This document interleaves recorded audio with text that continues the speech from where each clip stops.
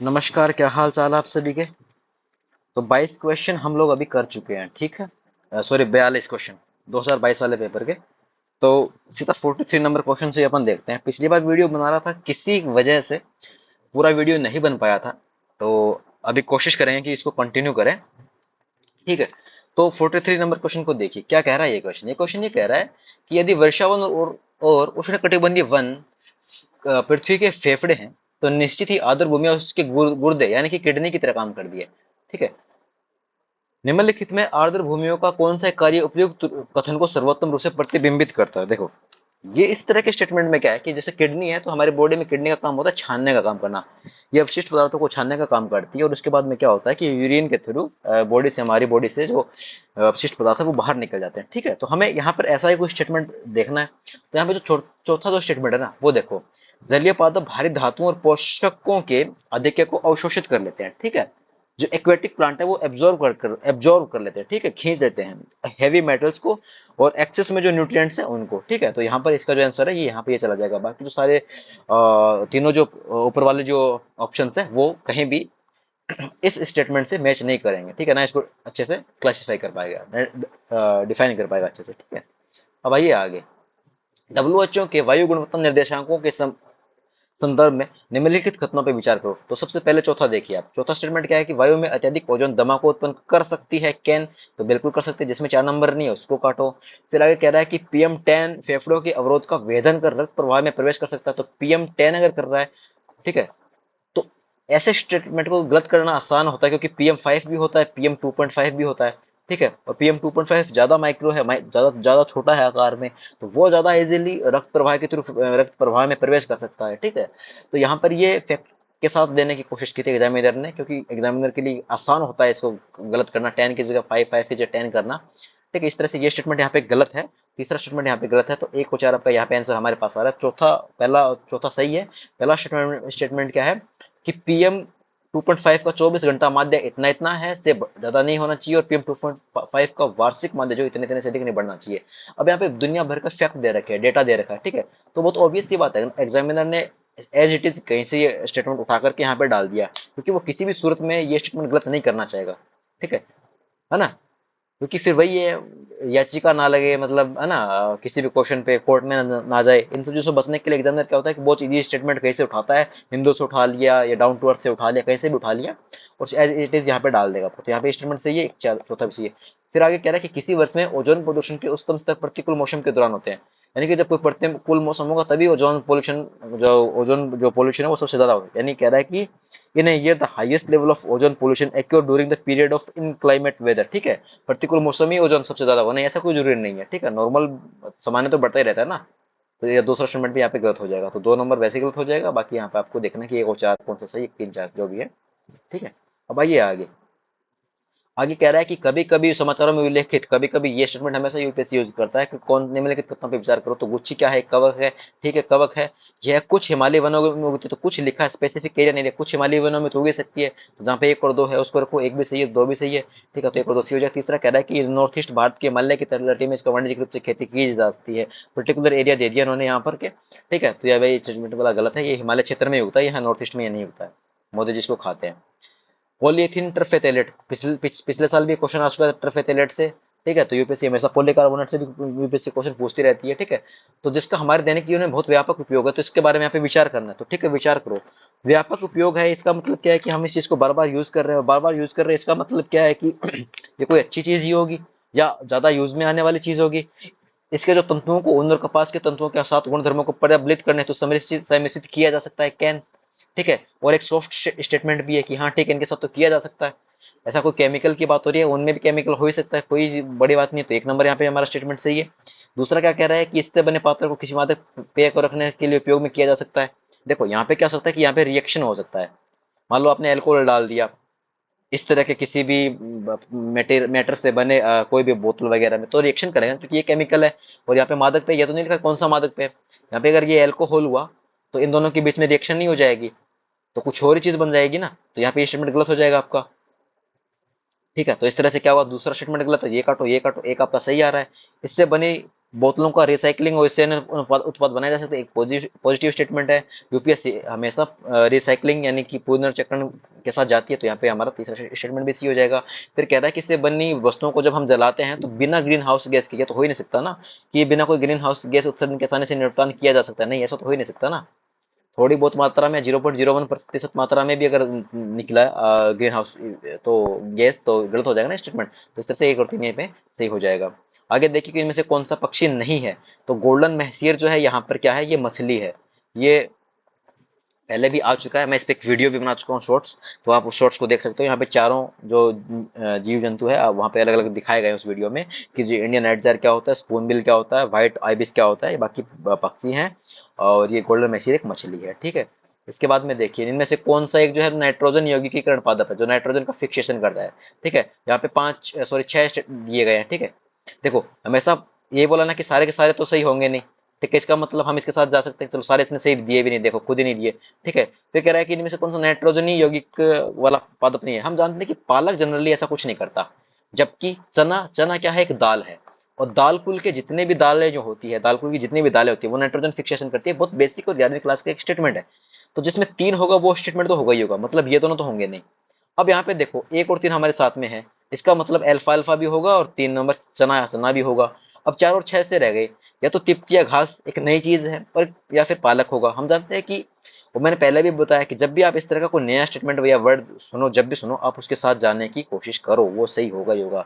तिप्तिया यहाँ पे घास सही है, पालक को ये नाइट्रोजन फिक्सेशन करता नहीं है, 6 नंबर गलत हो जाएगा। तो आप 6 नंबर को भी देखो, तब भी आप आंसर आसानी से निकाल सकते हो, ठीक है।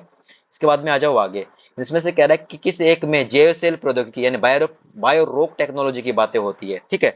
तो ठीक है, बायो रोग की बातें हो रही है, टेक्नोलॉजी की बात हो रही है। बायो बायो यानी कि कोई जीव जंतु वाली बात होगी। जो कोरल लीफ होती है वहां पे जीव भी होते हैं, जंतु भी होते हैं, और पौधे भी होते हैं, ठीक है। हम अच्छे से जानती है, ये रिच होती है, डाइवर्सिटी यहाँ पे बहुत ज्यादा होती है। यहाँ पे अच्छी खासी मात्रा में अपने को प्रवाल भित्तियों में जीव जंतु देखने को मिलती है, इनका अस्थायी आवास होता है। तो वो अगर क्षतिग्रस्त हो गए तो उनकी बहाली के लिए ऐसी कोई टेक्नोलॉजी है, उस टेक्नोलॉजी को क्या बोलते हैं, बायोरोक टेक्नोलॉजी। आंसर यहाँ पे सही हो जाएगा हमारा ये वाला, ठीक है। ये भवन निर्माण सामग्री का विकास, इसमें बायोरोक का जैव सेल का कहाँ पे काम आ रहा है, ये तो प्रवाल भित्तियों में तो जीव जंतु रहते हैं, तो ठीक है ये है। सेल गैस में भी कहाँ जीव जंतु आ रहे हैं। साल्ट लेक उपलब्ध करवाने जानबूझ करके बनाया स्टेटमेंट है, गलत हो जाएगा। इसके बाद में देखिए मियावाकी। मियावाकी पद्धति क्या होती है कि जो जापान के अंतर्गत ये क्या है कि फेमस है। जैसे बड़े बड़े शहर जो होते हैं, छोटे छोटे शहर जो होते हैं, वहां पर क्या होता है कि आसपास के एरिया में क्या पेड़ पौधे कम होते हैं, तो शहर के ही किसी एक क्षेत्र में अलग अलग जगह में ज्यादा डेंसिटी के साथ ज्यादा मात्रा में एक पर्टिकुलर जगह पर पेड़ पौधे उगाए जाते हैं, ठीक है। और शहरी क्षेत्रों में क्या होता है, लघु वनों का, छोटे छोटे वनों का सृजन किया जाता है, ठीक है। तो यहाँ पे इसका आंसर क्या हो जाएगा, लघु वनों का सृजन कहाँ पर, 1 मिनट रुकिएगा, इस ये वाला इसका आंसर सही हो जाएगा, ठीक है। Go with it, okay. अब आ जाओ आगे। बहुत ही प्यारा क्वेश्चन आगे वाला, हिस्ट्री का क्वेश्चन है। भारत सरकार अधिनियम 1919, जितने भी भारत सरकार के अधिनियम है जितने भी, ठीक है, वो सारे के सारे क्या है, इंपॉर्टेंट है, ठीक है। इसमें जनरली कौन सा इंपॉर्टेंट है, एक तो 1909 का इंपॉर्टेंट है, एक 1919 का इंपॉर्टेंट है, एक 1935 का इंपॉर्टेंट है, क्योंकि इस पे पूरा संविधान चलता है 1935 वाले पे। 1909 और 1919 में कुछ जरूरी परिवर्तन आए थे, मॉन्टफोर्ड और दूसरा क्या हुआ था, मार्लियामेंटो जो अधिनियम आए थे वो सब है, ठीक है। तो ये कह रहा है कि 1919 में क्या हुआ था कि प्रांतीय सरकार के जो काम है उसको जैसे आरक्षित और रिजर्व दो कैटेगरी में बांट दिया गया था, जिसे द्वैत शासन बोलते हैं ना अपन। तो इसमें आरक्षित में कौन से थे, यानी रिजर्व कैटेगरी में। इसका मतलब क्या होगा कि जो सबसे पावरफुल होंगे, जिसमें सबसे ज्यादा इफेक्टिव, जो जो सबसे ज्यादा इफेक्टिव होगा शासन प्रणाली में, उसको क्या करेगी सरकार अपने पास रखेगी, जो बच गए उनको ट्रांसफर कर देगी, ठीक है। जैसे न्याय है तो सबसे बहुत पावरफुल होता है, पावरफुल है, ठीक है। भू राजस्व भी पावरफुल होता है, यहाँ पे क्या होता है कि बिल्कुल बहुत पैसा आता है।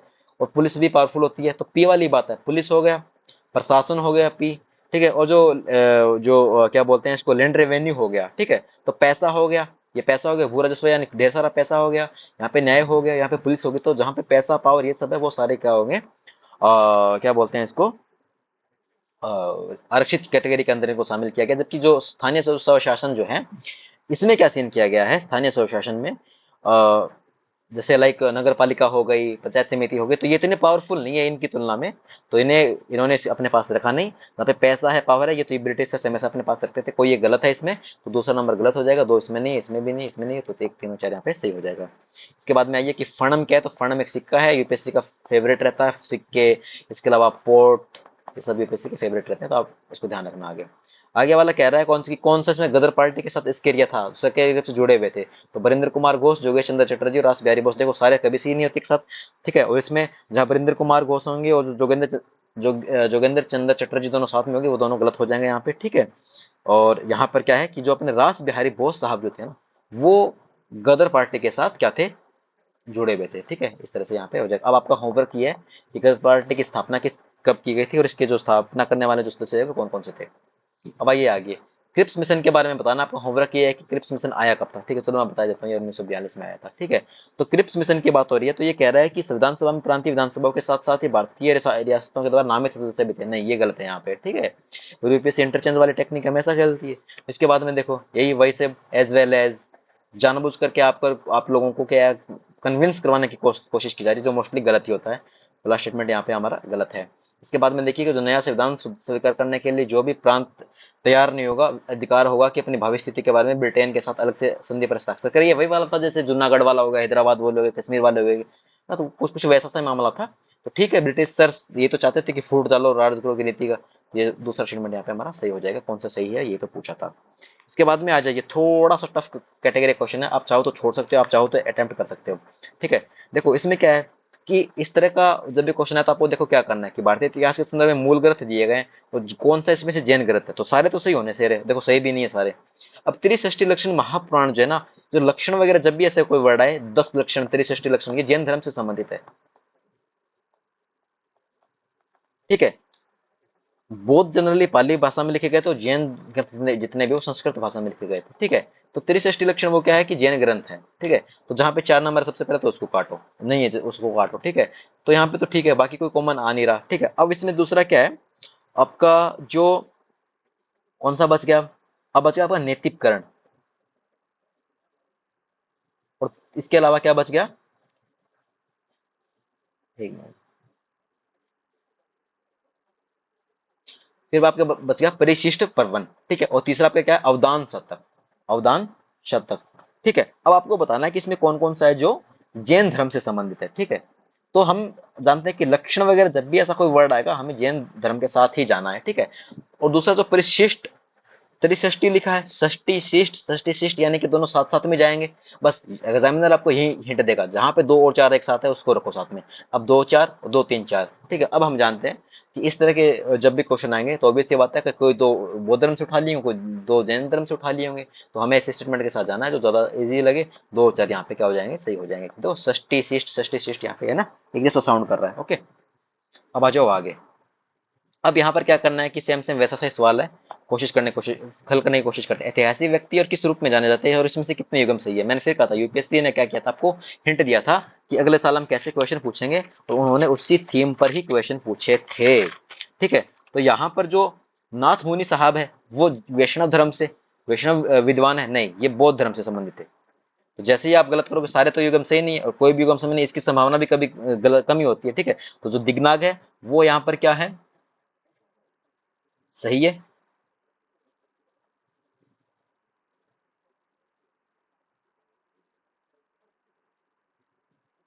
ठीक है, और आर्यदेव जो है, अब याद रखोगे यहाँ पे आर्यदेव जो है वो जैन धर्म से संबंधित, दिगनाग जो है वो है बौद्ध धर्म से संबंधित। तो यहाँ पर क्या हो जाएगा, केवल 2 युगम जनरली सही होते हैं, यहाँ पे केवल 2 युगम में सही हो जाएगा। तो नहीं आ रहा तो आप 50-50 खेल सकते हो, कोई 2 युगम कोई 3 युगम के साथ। ठीक है, भारत के इतिहास के संदर्भ में पूछा है।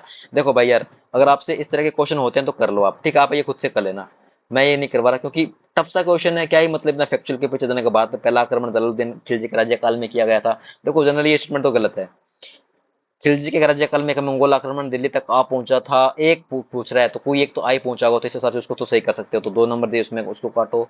एक गलत कर ही चुके हैं, मोहम्मद बिन तुगलक मंगोलों से अपने राज्य के कुछ उत्तरी भाग अस्थायी रूप से हार गया था, तो कुछ तो हार ही गया होगा, तो इस तरह से 3 भी सही हो सकता है। तो अभी कुछ में मालूम नहीं, आप इसको गूगल करो अच्छे से, अगर आता है तो ठीक है, अदरवाइज आप छोड़ भी सकते हो। तो वो जो 98 99 जो क्वेश्चन अपन करते हैं, एक आध छोड़ते हैं, वो ऐसे क्वेश्चन छोड़ते हैं, बहुत टफ कैटेगरी क्वेश्चन होते हैं। अब फिर वही वाली बात है, इसका आंसर गया था बी। तो आप बी या सी में से कोई एक मारना चाहो तो मार दो, मैं कहूंगा नहीं कि आप ऐसे ही करो, बट ठीक है अगर आप चाहो तो। भारत के इतिहास के संदर्भ में जो कुलाहदारान कहलाते थे, जो सैयद है उन्हें कहते थे कुलाहदारान। ठीक है, ज्यादा दिमाग नहीं लगाना, सीधा इसको याद रखना है। आगे आइए, भारत के इतिहास के संदर्भ में बताना है कि जो डच लोगों ने पूरी तटीय के क्षेत्र में जो गजपति शासन, स्पेशल फैक्ट डेटा दे दिया इन्होंने। ठीक है, अब यहाँ पे इसको गलत करना आसान होता है ना, चोल शासक ले लिया, पल्लव शासक दे सकते थे, पूरी तरह ये सब रहते थे, बट गजपति शासक दे दिया के द्वारा जमीनें स्थापित की गई, तो गलत करना ज्यादा आसान होता है, गलत भी है। अल्फांसो दे अल बुर्क ने बीजापुर सल्तनत जो है गोवा से छीन लिया था।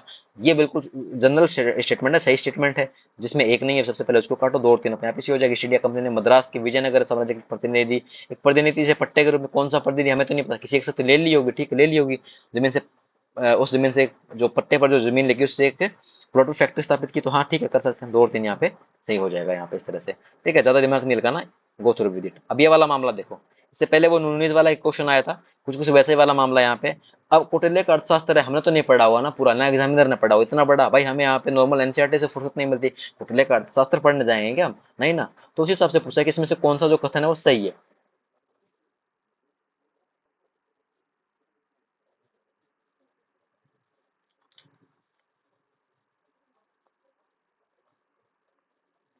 ठीक है, तो इस तरह के क्वेश्चन में आपको क्या करना है कि ज्यादा सोचना नहीं है, सीधा सबके साथ जाना है, ऑल ऑफ दी अबव के साथ, भले ही आपका सही हो भले ही आपका गलत हो, क्योंकि भाई एग्जामिनर में ने भी पढ़ा हुआ और आपने भी नहीं पढ़ा हुआ, तो अभी ऐसी बात है ना कि क्यों इतना सोचे हम लोग, है ना।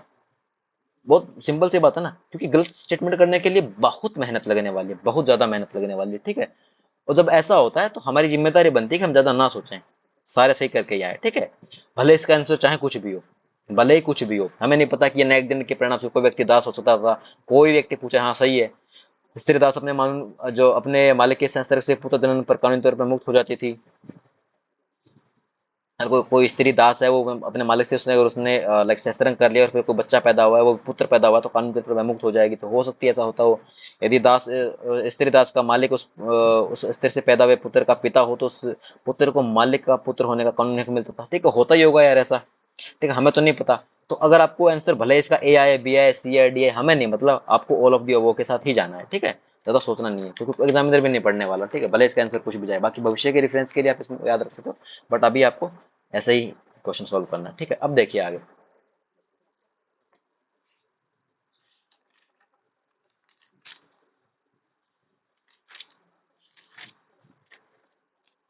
निम्नलिखित कथनों पर विचार कीजिए। यूएस फेडरल रिजर्व की सख्त मुद्रा नीति पूंजी प्लान की ओर ले जा सकती है, सख्त मुद्रा नीति जो पूंजी प्लान की ओर ले जा सकती है, ये कह रहा है, ठीक है। अब कह रहा है कि कैन, अरे ये तो वो ड्रॉप ही हो गया था यार, ये क्वेश्चन तो ड्रॉप ही हो गया था, इसको छोड़ो, जो ड्रॉप ही हो गया था। अब पूछ रहा है कि चार राज्य दिए गए हैं और कौन सा इसमें चाय उत्पादक है, मैंने कहा था सारे तो कभी सही नहीं होंगे, तो काटो इसको, ज्यादा सोचो मत, काटो इसको, ठीक है। अब इसमें, ठीक है,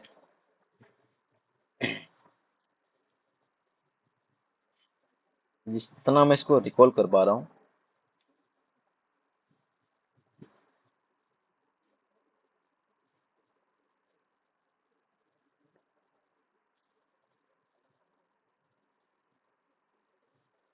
ठीक है। अब एग्जामिनर ने इस क्वेश्चन में आंसर माना था सभी चारों, ठीक है। तो देखो यहाँ पर क्या सीन है कि त्रिपुरा में तो होती है चाय, और आंध्रा में भी चाय होती है। अब केरला में थोड़ा सा फंस सकते हैं, क्या केरला में भी होती है, कर्नाटका वगैरह में कॉफी ज्यादा होती है, हिमाचल आपको थोड़ा सा परेशान कर सकता है आपको। अब या तो ये वाले सोचो कि कहीं भी अगर 1 हेक्टेयर जमीन पर भी अगर चाय हो गई तो सही हो जाएगा ना स्टेटमेंट, तो आप उस हिसाब से जा सकते हो। अदरवाइज आपको पता होता है कि एग्जामिनर जनरली सारे सही नहीं करता था, आप वो वाली चीज में सही करके किसी एक को गलत मान करके केवल 3 के साथ भी जा सकते हो। जहां तक मुझे याद आ रहा है, इसका आंसर यूपीएससी ने 62 नंबर का क्वेश्चन का आंसर माना था, यूपीएससी ने डी, ठीक है। यहाँ पे सारे के सारे स्टेटमेंट सही गए थे। देखो अब वही वाली बात है ना कि ये चीजें काम करती हैं कहाँ तक, 8 क्वेश्चन तक काम करती है, वो दो जो गलत होते हैं वो ऐसे कुछ होते हैं। आप बहुत पॉजिटिव सोचो, बहुत लाइक बिग लेवल पे उसको सोचने की कोशिश करो कि हाँ ऐसा हो सकता है क्या। तो वो ये वाली चीज अगर अप्लाई करोगे कि 101 हेक्टेयर पे भी अगर ऐसा हो रहा है तो सही हो सकती है क्या, तो अब तो मामला बैठ ही सकता है। बाकी नीलगिरी की पहाड़ियां वगैरह वहाँ पे होती है चाय, ठीक है, तो उस हिसाब से कर लेना है इसको भाई। आगे कह रहा है कि भारत में जो साख क्षमता निर्धारण एजेंसी, जो क्रेडिट रेटिंग एजेंसीज है, वो आरबीआई के द्वारा विनियमित होती है, तो उसे करता है सेबी रेगुलेट, सारे काम आरबीआई नहीं करेगा। एक नंबर जैसे ही गलत करोगे दो और तीन आपका सही हो जाएगा। आईसीआरए नाम से कोई एक ऐसी क्षमता निर्धारण एजेंसी एक पब्लिक लिमिटेड कंपनी है, तो इतने सारी कंपनियां भारत में कोई एक कंपनी का नाम लिख दिया तो ऐसी हो सकती है, हमें नहीं पता, हम पॉजिटिव मान करके इसको चल रहे हैं। फिर इसके बाद में ब्रिक वर्क रेटिंग एक भारतीय साख क्षमता निर्धारण एजेंसी है, तो बिल्कुल हो सकती है, इतनी सारी रेटिंग एजेंसी उसमें कोई एक एजेंसी तो हो सकती है ना, तो इस तरह से इसमें सारा इसमें बी सही हो जाएगा आपका। आइए आगे, जो बैंक ऑफ बोर्ड ब्यूरो है उसके संदर्भ में पूछा है कि इसमें से कौन सा जो स्टेटमेंट है वो सही है, कौन सा स्टेटमेंट जो वो गलत है। अगर उस बारे में अगर देखें इसमें, तो जो आरबीआई का जो गवर्नर होता है ना, तो कह रहा है कि बीबीबी का चेयरमैन नहीं, आरबीआई का गवर्नर उस कमेटी में का चेयरमैन होता है जो बीबीबी का जो बीबीबी के जो बैंक बोर्ड ब्यूरो के चेयरमैन को चुनते हैं। ठीक है, इसका चेयरमैन नहीं होता। तो एक नंबर गलत है यहाँ पे, एक नंबर गलत करो, दो तीन सी हो जाएगा। क्या है कि बीबीबी जो है आपको सार्वजनिक क्षेत्र के बैंकों के अध्यक्षों की चयन की नियुक्ति के लिए संस्तुति करता है, बिल्कुल सही बात है। जितने पब्लिक सेक्टर के बैंक है उसके चेयरमैन जो होते हैं उनके चयन के लिए संस्तुति करता है। और जो बीबीबी जो है वो सार्वजनिक क्षेत्र के बैंकों को नीतियों और पूंजीवर्धन योजना है, दोनों ही पॉजिटिव काम है। कार्यनीति और ये पूंजीवर्धन योजना को विकसित करने में मदद करता है, पॉजिटिव चीज है। दोनों स्टेटमेंट यहाँ पे सही हो जाएंगे, दो और तीन यहाँ पे सही हो जाएगा। ठीक है, अब आइए आगे। अब आगे देखते हैं इसमें। अभी मेरे ख्याल से इसका नाम चेंज कर दिया बीबीबी का। कुछ कुछ याद आ रहा है क्या आपको? अगर आपको याद हो तो कमेंट में लिखना, अदरवाइज मैं गूगल तो कर लूँ। उसका कुछ नाम चेंज कर दिया है। जो कन्वर्टेबल जो बॉन्ड होते हैं उनके बारे में बताना है कि क्योंकि बॉन्ड को इक्विटी से के लिए बदलने का विकल्प है। परिवर्तनीय बॉन्ड अपेक्षाकृत कम ब्याज दर का भुगतान करते हैं। ठीक है, अपेक्षाकृत ये कम ब्याज दर का भुगतान करते हैं। ठीक है, फिर आगे कह रहे इक्विटी के बदलने के लिए विकल्प बॉन्ड धारक को बढ़ती हुई उपभोक्ता कीमतों से संलग्नता की मात्रा प्रदान करता है। अब हमें तो नहीं पता, इसको अंग्रेजी में देखते हैं यार थोड़ा। As there an option to exchange the bond for equity, convertible bond pay a lower rate of interest. ठीक है, a lower rate of interest लिखा है, पर्टिकुलर नहीं लिखा। डेटा चाहे तो लिख सकते थे, उन्होंने ए लोअर रेट लिख दिया। ठीक है, हो सकता है ऐसा, पॉजिटिव मान के इसको सही करो। फिर यहाँ पे कह रहा है the option to convert equity forces the bond holder a degree लिखा है, पर्टिकुलर डेटा नहीं लिखा कि इतना इतना इतना इतना इतना नहीं लिखा ना, तो इसको भी सही मान कर ए डिग्री, पर्टिकुलर डेटा नहीं है यहाँ पे। ठीक है, डेटा भी लिख सकता था बट नॉर्मली देखिए डेटा। दोनों दोनों यहाँ पे सही है, और ऐसा भी ऐसा होता भी है। इक्विटी के बदले का जो विकल्प है बॉन्ड धारक को बढ़ती हुई उपभोक्ता कीमतों से संलग्नता यानी इंडेक्शन की मात्रा प्रदान करता है, बिल्कुल प्रदान करवाता है। अब आगे, आगे क्या है कि इनमें से कौन है जिसका भारत सदस्य है? तो हम जानते हैं कि ए आई आई बी का तो भारत सदस्य है क्या? बताइए ना, है क्या? बिल्कुल है ना। और एमटीसीआर, वासेनार संगठन, ये सब यूपीएससी पिछले साल क्वेश्चन पूछ चुकी है कि इसमें है क्या? मिसाइल टेक्नोलॉजी कंट्रोल रिजिम का सदस्य है, बिल्कुल सदस्य है। और एससीओ का सदस्य है क्या? बिल्कुल सदस्य है। तो एक दो और तीन यहाँ पे सारे के सारे सही हो जाएंगे। गो थ्रू ना, ये जीरो दस ये सॉरी 5 सेकंड का जो टाइम लेने वाले ये वो क्वेश्चन होते हैं आपके। ठीक है, आगे आइए, प्यारा क्वेश्चन है, इसको मैं करवाता हूँ आपको। कि हाल ही के वर्षों में वियतनाम विश्व में सबसे तेजी से बढ़ती हुई अर्थव्यवस्थाओं में से एक है। ये नहीं कहा कि सबसे तेजी से बढ़ने वाली एकमात्र अर्थव्यवस्था है। बहुत सारी ऐसी क्या बोलते हैं उसको, अर्थव्यवस्था है, उसमें से एक इकोनॉमी वियतनाम भी हो सकती है, बिल्कुल भी है। सेमीकंडक्टर में अच्छा कर रही है, टेक्नोलॉजी में भी अच्छा कर रही है। ठीक है, ऐसा बिल्कुल हो सकता है। ठीक है, इसके बाद में देखिए कि वियतनाम का नेतृत्व है बहुदलीय राजनीतिक प्रणाली के द्वारा होता है। अब हमें तो नहीं मालूम, पर इसको छोड़ दो एक बार के लिए। वियतनाम का आर्थिक विकास विश्वव्यापी पूर्ति सर्कल है, जो सप्लाई चेन होती है ग्लोबली, जो सप्लाई चेन के साथ इसके एकीकरण और निर्यात के मुख्य ध्यान होने से जुड़ा है। ठीक है, सिंपल स्टेटमेंट है, जनरल स्टेटमेंट है। सभी सरकार ऐसा करती है, सप्लाई चेन को मजबूत करने के लिए सभी सरकार ऐसा करती है। तो भी सी बात है, एक और तीन सही है। फिर कह रहा है कि लंबे समय से वियतनाम की जो कम श्रम लागत और जो स्थिर जो विनिमय दरों ने वैश्विक निर्माताओं को आकर्षित किया है।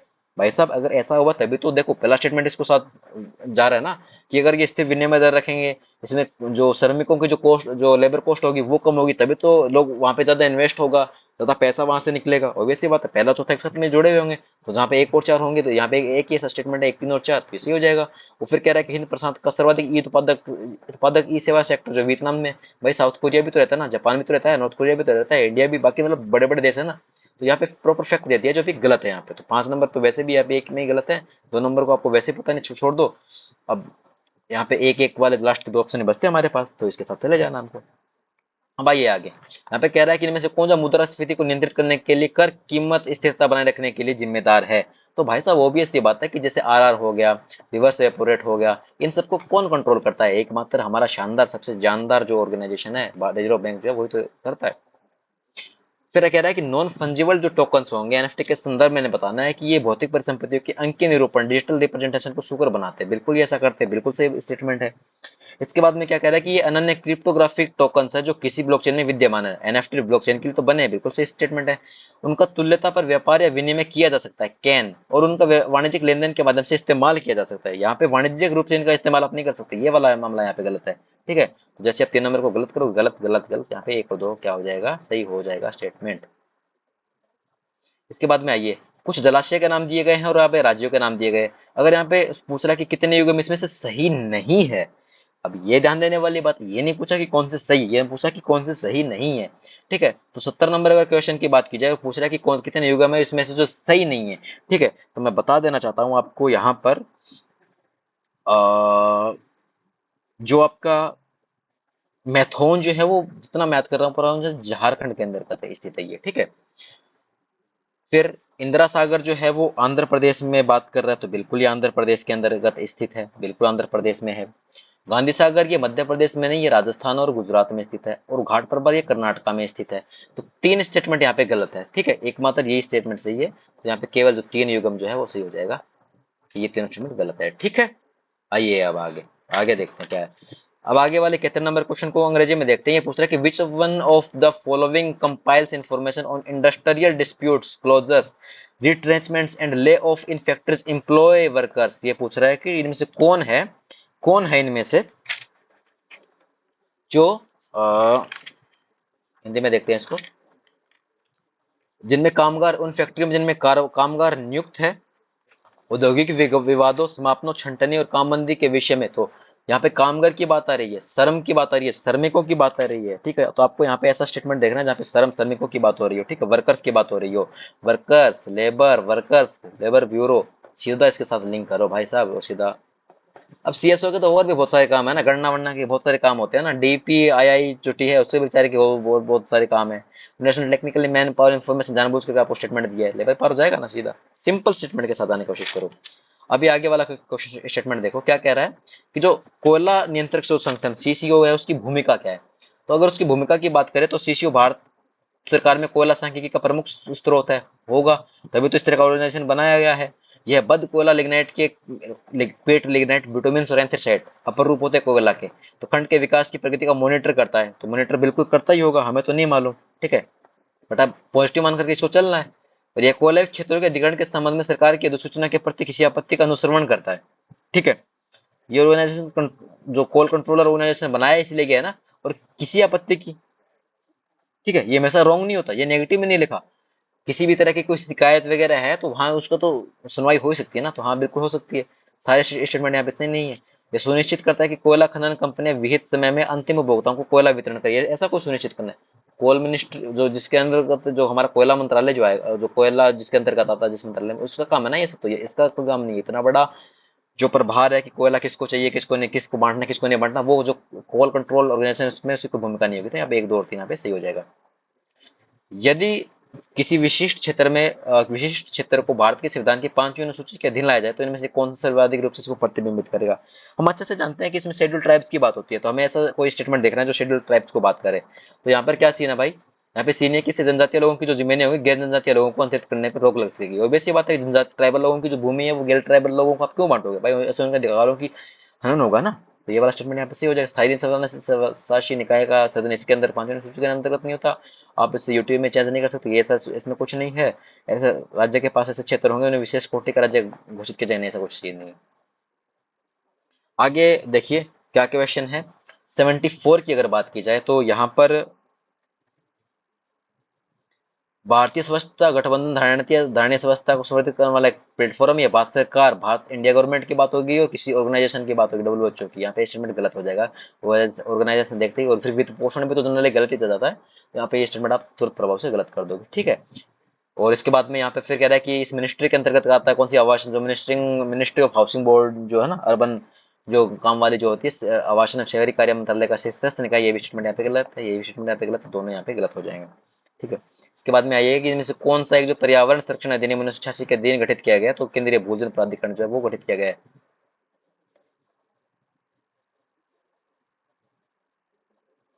संयुक्त राष्ट्र प्रतिरक्षण समिति, यूनाइटेड नेशन क्रेडेंशियल कमेटी के संदर्भ में बताना है, तो यूएन के संदर्भ में बताना है कि यह यूनाइटेड नेशन सुरक्षा परिषद द्वारा स्थापित एक समिति है, और इसके पर्यवेक्षण के अधीन काम करती है। ठीक है, तो यह क्या करती है कि ये यूएन के अंडर काम करती है। ठीक है, तो हमें तो नहीं पता, इसको होल्ड कर लो। फिर देखो दूसरा स्टेटमेंट क्या है कि पारंपरिक रूप से यह प्रतिवर्ष मार्च, जून और सितंबर, 1 2, फिर तीसरा महीना मार्च आता है, फिर चौथा 5 और 6ठा महीना जून आता है, 7 8, उसके बाद 9वां महीना कौन सा आता है, सितंबर आता है। तो सोच के देखो ना कि उसके बाद में कौन सा आना चाहिए, सितंबर अक्टूबर नवंबर के बाद दिसंबर आना चाहिए ना, तो उन्होंने ऐसा क्यों नहीं लिखा।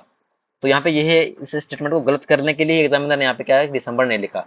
भाई जब हर 3 माह में आप इसकी बैठक ले रहे हो तो दिसंबर ने ऐसा क्या बुरा कर दिया आपको, स्टेटमेंट गलत हो जाएगा। इसमें दो नहीं, उसको काटो, 3 नंबर आपका वैसे सही हो रहा है। अब एक को देखना है कि इस यह महासभा को अनुमोदन हेतु रिपोर्ट प्रस्तुत करने से पूर्व सभी यूएन सदस्यों को प्रतियों का आकलन करती है। सभी, एक तो ओल आ गया। दूसरा, पहला और तीसरा स्टेटमेंट एक दूसरे के नहीं, यहाँ पे यूएन जो सिक्योरिटी काउंसिल है, सुरक्षा परिषद है, उसके अंडर की बात कर रहा है, और यहाँ पे ये महासभा को अनुमोदन करने की बात कर रहा है। जब इसके अंडर है तो इसी को वो तो अनुमोदन करेगा ना, महासभा को क्यों अनुमोदन करेगा? अगर महासभा के अंडर में है तो महासभा को ही अपनी रिपोर्ट प्रस्तुत करेगा ना यहाँ पे, ठीक है। तो सोचने वाली बात है ना। तो इस तरह से एक और 3 एंटी है तो साथ में तो हो नहीं सकते, इसलिए केवल 3 यहाँ पे आंसर आपका सही हो जाएगा। ओके, चलो बहुत बढ़िया। अब आगे आ जाओ। यहाँ पे पूछ रहा है कि ध्रुवीय कोड यानी पोलर कोड का सर्वोत्तम वर्णन क्या है। पोलर कोड की बात हो रही है यहाँ पे।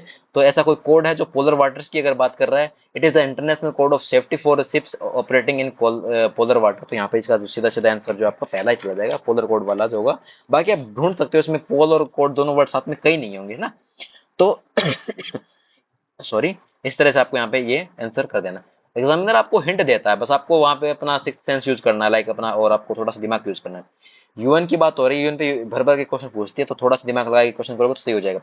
यूएन महासभा गैर सदस्य राज्यों को प्रेक्षक स्थिति प्रदान कर सकती है। कैन की बात हो रही है तो कर सकती है, किसी भी राष्ट्र को कर सकती है। अंतर सरकारी संगठन यूएन महासभा में प्रेक्षक स्थिति पाने का प्रयत्न कर सकते हैं, बिल्कुल कर सकते हैं। कैन कैन कैन की बात हो रही है तीनों में। यूएन महासभा में स्थायी प्रेक्षक यूएन मुख्यालय में इसमें बनाए रख सकते हैं, तो ठीक है, कर सकते हैं भाई। इसी तरह से इसमें 1, 2 और 3 सही हो जाएगा। चाय बोर्ड के बारे में यहाँ पे बात हो रही है कि एक सांविधिक निकाय है, तो बिल्कुल सांविधिक निकाय है। फिर यहाँ पे मिनिस्ट्री दे रखी है इसने, तो मिनिस्ट्री जनरली गलत ही होती है। प्रधान कार्य इसका बेंगलुरु में नहीं, इसका शायद कोलकाता में है। दार्जिलिंग, बेंगलुरु में तो कॉफी वाले का है, ठीक है। तो इस तरह से 79 की अगर बात की जाए यहाँ पर, तो एक सही है, 2 और 3 यहाँ पे गलत हो रहे हैं, 2 गलत, 3 गलत, 3 गलत, यहाँ पे 1 और 4 यहाँ पे आपका क्या हो जाए सही है। अब कह रहा है कि विदेशी कार्यालय है, एक दुबई में है, एक मॉस्को में। अगर भारत सरकार अगर कोई भी चाय बोर्ड के अगर कार्यालय खोल रही है, तो वो दुबई और मॉस्को दो जगह पे क्यों खोलेगी, विश्व की और जगहों में भी तो खोलेगी। अगर बहुत सारे अगर विदेशी कार्यालय है तो कोई दो उठा करके एग्जामिनर ने क्या किया, आपके सामने रख दिया। दुबई एक बड़ी जगह है, मॉस्को भी रशिया की सबसे बड़ी जगह राजधानी है। तो इस तरह से आपको यहाँ पे क्या है, सही जाना है इसके साथ, तो ये भी सही जाना है। 1 और 4 आपका यहाँ पे आंसर हो जाएगा। ग्रीन वॉशिंग, जैसे ब्रेन वॉश होता है कि आपके दिमाग को एकदम साफ कर देना, वैसे क्या होता है कि जो कंपनियां होती है वो अपने प्रोडक्ट पे ऐसी चीजें लिखेगी, भ्रामक चीजें लिखेगी। जैसे कि ये हमारा जो प्रोडक्ट है वो इको फ्रेंडली है, वो पर्यावरण को नुकसान नहीं करेगा, स्वास्थ्य के लिए नुकसानदायक नहीं होगा। तो वही चीजें कि मिथ्या यानी झूठे रूप से प्रभावित करना कि कंपनी के उत्पाद जो है वो इको फ्रेंडली, पर्यावरण रूप से उपयुक्त है। तो ये ग्रीन वॉशिंग शब्द है, यहाँ पे इंपॉर्टेंट है। यहाँ पे तो यूपीएससी फिर से पूछ सकती है, आप इसको ध्यान रखना।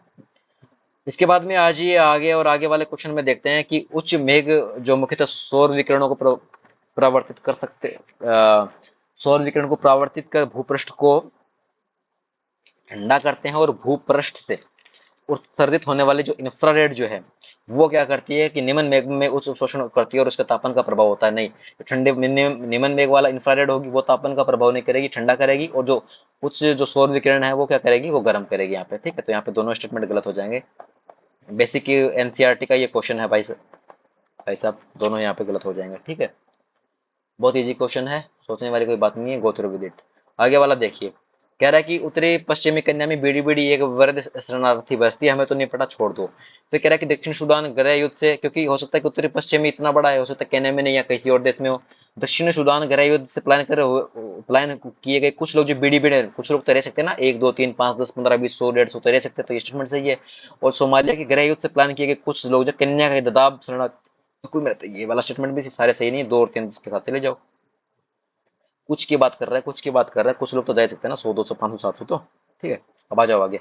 पूछा है कि टर्की राज्यों के संगठन के इसमें से कौन सा जो है वो सदस्य नहीं है, ठीक है। तो अर्मेनिया नहीं है सबसे पहले, हमेशा याद रखो कि अर्मेनिया नहीं है। तो जिसमें एक नहीं, सबसे पहले उसको काटो। 5 नंबर यानी उज्बेकिस्तान है क्या, बिल्कुल है, हमारे आंसर के हिसाब से तो बिल्कुल है। और इसके बाद में जो आपका अजरबैजान है वो तुर्की संगठन के अंतर्गत आता है। तो क्रोएशिया और रोमानिया वैसे साथ में जाएंगे तो दोनों भी गलत हो जाएंगे। यहाँ पे 2 और 5 आपका आंसर सही हो जाएगा, ठीक है। तो 2 और 5 सही है। ये तुर्की राज्य के संगठन, आपको अब होमवर्क ये है कि तुर्की राज्य के अंदर संगठन के अंतर्गत कौन कौन से देश आते हैं वो आपको देखना है, ठीक है।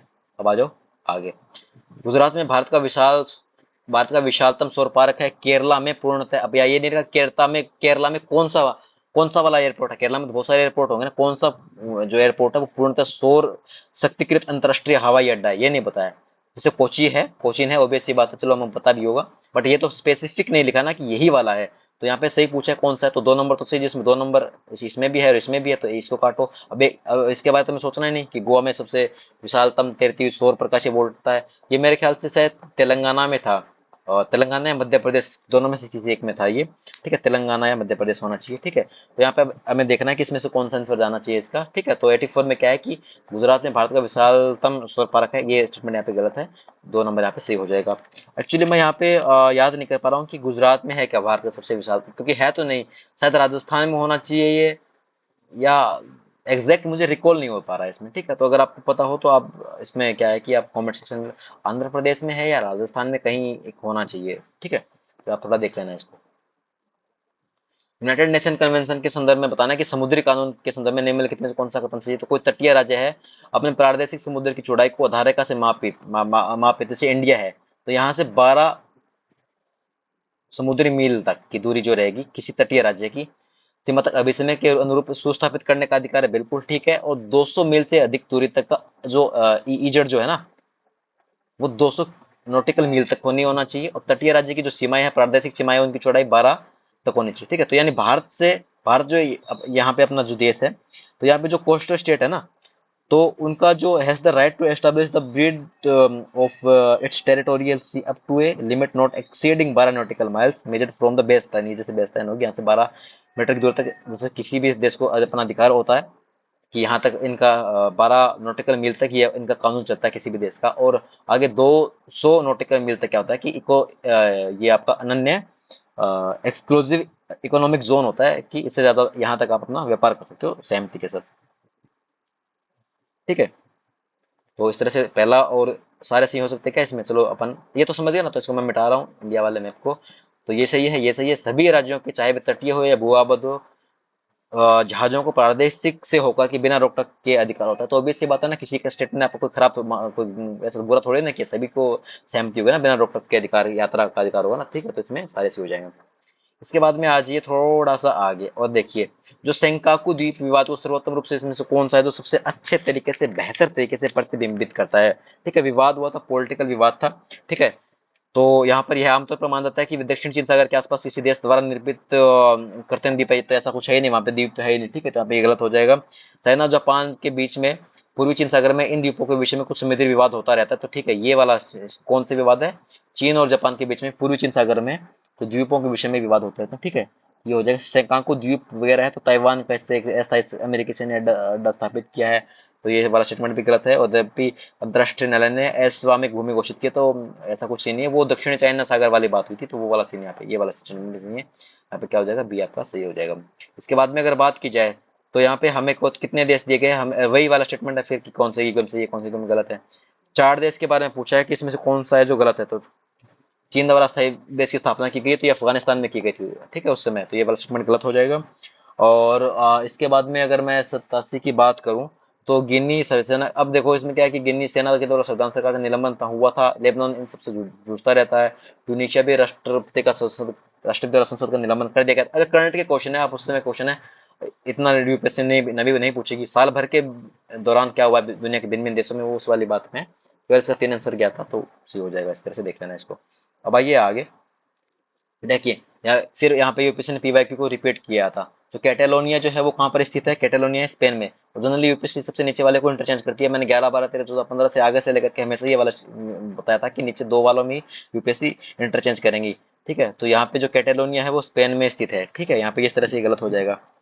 ओके, 4 नंबर आपका गलत हो जाएगा। ओके, तो पूछा है कि कितने स्टेटमेंट सही है यहाँ पे, तो वही वाली बात नहीं है, तो फिर आप केवल दो युगम के साथ ही जाओ। तो एना जो एनाटोलिया है वो टर्की में स्थित है क्या, और अम्हारा कहाँ पर स्थित है।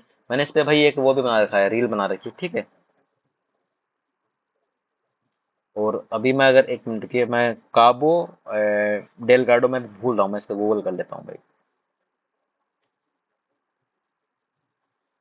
तो काबो डेलगाडो जो है वो मोजाम्बिक में स्थित है, स्पेन में नहीं। ठीक है, ये काबो डेलगाडो मोजाम्बिक में, ये गलत हो जाएगा। कैटेलोनिया भी स्पेन में के अंदर, ये दोनों गलत हो जाएंगे, केवल दो युग में यहाँ पे से हो जाएंगे। ठीक है, और यही चीजें करती है, सारे सही नहीं देती यूपीएससी। एक आध क्वेश्चन में सारे सही या कोई एक एकदम सही दे देगी, बाकी सब में कोई दो या तो तीन सी होते हैं।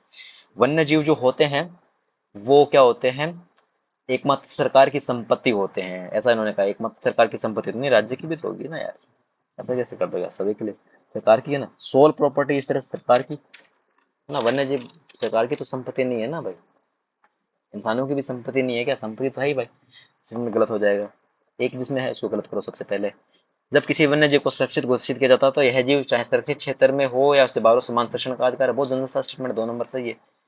किसी सुरक्षित वन्य जीव को के मानव जीवन के लिए खतरा बनाने की आशंका उस जीव को पकड़ने या मार देने के लिए पर्याप्त है। नहीं, ऐसा नहीं कर सकते ना भाई। आप ऐसा नहीं कर सकते, आप उसको कैसे मार सकते हो? मार नहीं सकते आप उसको, ठीक है। Apprehension of a protected wild animal become a danger to human life is sufficient ground for its keeper. नहीं, ये सफिशिएंट ग्राउंड नहीं है भाई। कुत्ता वुत्ता लाइक नुकसान पहुंचा रहा था, आप सभी कुत्तों को मार दोगे ना? नहीं ना, ऐसा तो नहीं हो सकता ना। ये बहुत गलत स्टेटमेंट है, केवल दो यहाँ पे सही हो जाएगा। इसके बाद में आइए कि इनमें से कौन सा एक जो है, किसी एक जीव की कुछ प्रजातियां जो कौकों के कृषकों के रूप में जाने कौकों के कृषकों के रूप में जानी जाती है। तो यहाँ पर बहुत जनरल सा स्टेटमेंट है। चींटियां है ना जो जनरली ऐसा वो काम करती है, ठीक है। वो जनरली चींटियों पर यूपीएससी पूछती रहती है क्वेश्चन, तो फेवरेट है। चींटियां हो गई आर्थ्रोपोडा, बाकी तो वैसे तो सारे आर्थ्रोपोडा ही है इसमें। वैसे कॉकरोच, सॉरी कॉकरोच नहीं, केकड़ा और चिंटी में कोई आंसर जाना था इसमें, क्योंकि केकड़ा भी काफी प्रसिद्ध है, वो फेवरेट है यूपीएससी का। चिंटी इसमें आंसर गया था। माइक्रो लेवल पे सबसे छोटे जीव को देखो कि कौन है जो कौकों के साथ इंटरलिंक कर सकती है। तो जहाँ पे मिट्टी मिट्टी होगी वहां पे चिंटी तो रहेगी ना। चिंटी तो दुनिया में लगभग हर जगह मिलती है, पानी वानी में ना मिले तो जमीन पर तो मिलेगी ना, कौक मिट्टी में उगते हैं। तो इस तरह से भी इसको लिंक करके कर सकते हो। इसके बाद में आइए आगे वाले क्वेश्चन में, और पूछ रहा है कि आप लाइक इस तरह के क्वेश्चन जो है वो थोड़ा सा like, छोड़ भी सकते हैं, ऐसा कुछ नहीं है। अशोक के शिलालेख है जो धौली है वो कहाँ पर स्थित है? तो उड़ीसा में स्थित है, सही बात है। अर्रागुंडी जो है वो कहाँ पर स्थित है? आंध्र प्रदेश में, सही बात है। तो जोगड़ जो है वो आपको उड़ीसा में स्थित है, सॉरी, मध्य प्रदेश में नहीं है, ठीक है। और कालसी कर्नाटक के अंदर स्थित नहीं है, ये उत्तराखंड देहरादून में स्थित है। तो केवल दो युगम यहाँ पे सही हो जाएगा। इसके बाद में देखिए जो नानू, अब इस तरह के स्टेटमेंट आते हैं तो ठीक है छोड़ दो भाई, खुद से कर लेना इसको, मैं इतना नहीं बताऊंगा, बहुत डिटेल में नहीं जाऊंगा इसमें, ठीक है भाई। इसका आंसर कोई दो युगम गया था, तो आप देख लेना कौन सा इसमें सही है कौन सा इसमें गलत है। बताना है कि राजभोज, सॉरी जो भोज है वो कौन से संबंधित है, ठीक है। जो भोज है, मिहिर भोज है, जानते हो क्या मिहिर भोज को? मिहिर भोज जो है वो गुर्जर प्रतिहार से संबंधित है, ठीक है। वही वाली बात कि यूपी से ऊपर दोनों नीचे वाले दोनों को गलत करेगी, ठीक है। तो यहाँ पे जो नागभट्ट वित्त है आपका, तो वो राष्ट्रकूट से था, और बोस गुर्जर प्रतिहार के साथ इस तरह से मतलब एकदम सही जाएंगे। नानुक चंदेल और जैसे परमार से संबंधित थे।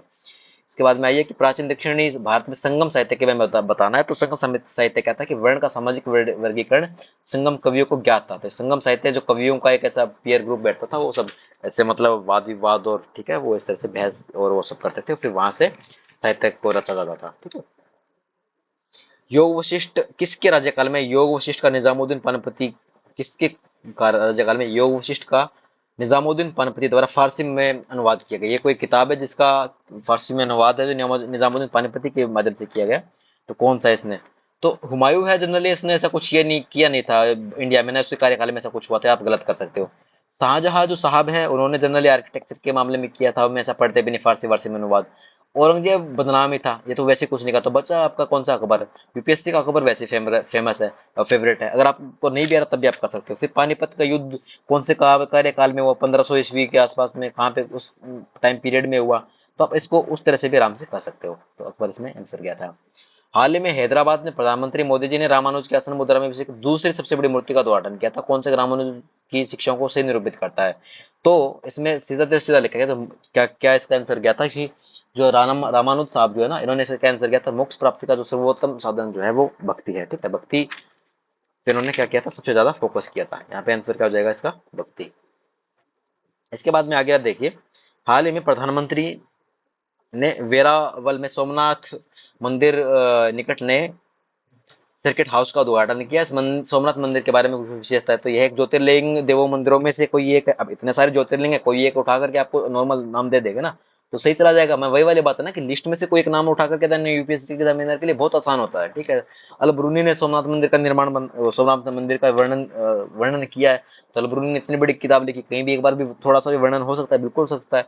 सोमनाथ मंदिर की प्राण प्रतिष्ठा एस राधाकृष्ण द्वारा की गई। तो ये प्रॉपर फैक्ट दे दिया इन्होंने, पर्टिकुलर व्यक्ति का नाम लिख करके। चाहे जैसा ही फैक्ट दिखे आप 3 नंबर को गलत करो, एक और आपका सही हो जाएगा। इसके बाद में देखिए लास्ट के 5 क्वेश्चन बचे हैं, और इसमें क्या है कि जो निम्नलिखित कथनों में से कौन सा एक मानव शरीर में बी कोशिकाओं टी कोशिकाओं की भूमिका का सबसे सर्वाधिक सर्वोत्तम वर्णन है? तो ये क्या करती है कि वे शरीर को रोगजनकों के द्वारा होने वाले रोगों से बचाती है। बी और टी सेल्स जो होती है उनका यही काम होता है कि शरीर में होने वाले रोगों से जो रोगजनक जो होते हैं उनसे होने वाले रोगों से बचाती है। ठीक है, आगे कह रहा है कि जो नैनो पार्टिकल है मानव निर्मित होने के सिवाय प्रकृति में इनका अस्तित्व नहीं है। भाई साहब कहीं भी 0.01% में अगर इनका अस्तित्व हुआ तो स्टेटमेंट यहाँ पे गलत हो जाएगा। सही पूछा है, ये गलत हो जाएगा, ये गलत हो जाएगा। 3 नंबर आपका वैसे सी है कि कुछ वाणिज्यिक उत्पादों में प्रासूक्ष्म कण जो नैनो पार्टिकल है पर्यावरण में आ सकते हैं, और माइक्रो जो पार्टिकल है वो मनुष्य के लिए असुरक्षित है। तो कुछ पार्टिकल आ सकते हैं सुरक्षित है, पॉजिटिव स्टेटमेंट मान के चलो। कुछ धात्विक ऑक्साइडों के प्रासूक्ष्म कण प्रसाधन सामग्री में काम आते हैं, तो कहीं भी 0.1% भी अगर काम में है तो सही स्टेटमेंट हो जाएगा, ये स्टेटमेंट भी सही हो जाएगा। तो यहाँ पे केवल 1 और 2 आप सॉरी 2 और 3 आपका क्या हो जाएगा, सही हो जाएगा। इसके बाद में आइए कि इनमें से डीएनए बार कोडिंग जो है किसका उपसाधन हो सकता है? तो यह कि प्राणी या पादप की आयु बताता है। तो प्राणी या पादप की आयु को ये नहीं बता सकता भाई, 1 नंबर यहाँ पे गलत हो जाएगा। और इसके बाद में आगे देखिए कि समान दिखने वाली प्रजातियों के बीच में भिन्नता जानने के लिए, तो जनरली ठीक है, ऐसा करता है क्या? तो बिल्कुल डिफरेंस को जानने के लिए, वो नहीं कि लाइक कि इसकी संतान है कि नहीं है, वो सब अगर एक जैसे दिख रहे हो लेकिन एक ही माता पिता के नहीं है तो ये जानने के लिए क्या करोगे, डीएनए टेस्ट तो करोगे ना। तो 2 नंबर सही हो जाएगा। और जो प्रोसेस्ड खाद्य पदार्थों में अवांछित प्राणी या पादप की सामग्री को पहचानने के लिए ऑब्वियस सी बात है, प्राणी या पादप हो गए, यहाँ पे प्राणी है तो डीएनए तो होगा ही होगा, ऑब्वियस सी बात है। ठीक है, तो इस तरह से डीएनए को अगर हमें मिला तो हम बोल देंगे कि यहाँ पे ये वाला मतलब ये वांछित प्राणी पादप है। ठीक है, दो तो यहाँ पे क्या हो जाएगा आपका, 2 या 3 है वो सही हो जाएगा। ओके, इसके बाद में सबसे आखिर में आइए कि इसमें कौन सा अम्ल वर्षा किसके कारण होती है? अम्ल वर्षा यूपीएससी का फेवरेट नोक्स और सोक्स के कारण होती है, यानी कि नाइट्रोजन ऑक्साइड और सल्फर ऑक्साइड हो गए। 2 और 4 आपको जहां भी दिखे आप उससे आंसर के साथ जाओ। इस तरह से ये वाला आंसर आपका सही हो जाएगा। अब देखो दोस्तों, 2022 का पेपर मैंने अपनी तरफ से करवा दिया पूरा, और बहुत अच्छे से तरीके से करवाया मैंने। दिक्कत है फिर भी अपन, आप मुझे बताओगे 1 to 1 आप अपन जूम या उससे भी कर लेंगे। देखो यूपीएससी ने यहाँ पे आपको क्या हिंट दिया, यहाँ भी आपको हिंट दिया था ना यूपीएससी, जैसे ये वाला हिंट दिया था कि कितने युगम कितने पैर। ठीक है, भर भर के ऐसे क्वेश्चन दिए थे ना। ये वाला फिर से आ गया ना, ये वाला फिर से आ गया, तो 8-10 क्वेश्चन ऐसे मतलब दे दिए। तो यूपीएससी ने 2023 में भी आपको ऐसे हिंट दिया है। ठीक है, अब इसके बाद 2023 से क्वेश्चन पेपर ही अपन करेंगे। ठीक है, और उसको अच्छे से करेंगे। ठीक है, तो यहाँ पर आपने पीवाईक्यू से 2022 की पीवाईक्यू से जो कुछ भी सीखा उसको अच्छे से अप्लाई करो, रिपीट करो, रिवाइज करो, बार बार रिवाइज करो। इस पेपर की वीडियो बनाने के लिए मैंने कम से कम 5 से 6 अटेम्प्ट में ये वीडियो बनाई, बार बार, हर बार डिलीट हो गई। तो सोच के देखो कि 5-6 बार तो मेरा ये पेपर रिवाइज हो गया। जब मैं इस चीज से बोर नहीं हुआ तो आपको भी इस चीज से बोर नहीं होना, आपको पढ़ना है, बार बार पढ़ना है। क्योंकि देखो मैंने जितनी बार पढ़ा मैंने उतनी बार चीजें सीखी, हर बार मुझे कोई नई चीज सीखने को मिली, हर बार मैं कुछ तो ना कुछ बोल रहा हूँ, हर बार मैं कुछ ना कुछ नया नया समझ रहा हूँ। देखो मैं अगर आपसे पूछूं कि बुर्ज होम क्या है तो आपको तो गलत नहीं बता पाओगे, क्योंकि आपका पीवाईक्यू का रिवीजन नहीं होगा ना। तो ठीक वैसे ही आपको ये ध्यान में रखना है कि जहां जहां भी चीजें आएगी अपने को रिवाइज करना है, और अच्छे से रिवाइज करना है। तो आपको यही सीखना है, वही चीजें यहाँ पे नॉर्मल चीजें हैं। ठीक है, ठीक ठाक मन से रिवाइज करो, अच्छे से आपका क्वेश्चन हो जाएगा। क्वेश्चन पेपर होगा इस बार, 100 नंबर आराम से आएंगे। 23 वाले को ओपन करते हैं, उसके बाद अपन सी सेट देखना शुरू करेंगे। जितने क्वेश्चन सी सेट के होंगे उसने करेंगे। मैंने एक पीडीएफ बनाई अलग से, उसमें माइक्रो लेवल पे बताऊंगा कि कहाँ पे क्या अप्लाई कर सकते हैं, कहाँ क्या अप्लाई नहीं कर सकते। ठीक है, तो मिलते हैं फिर अगली वीडियो में। बहुत बहुत धन्यवाद आप सभी का।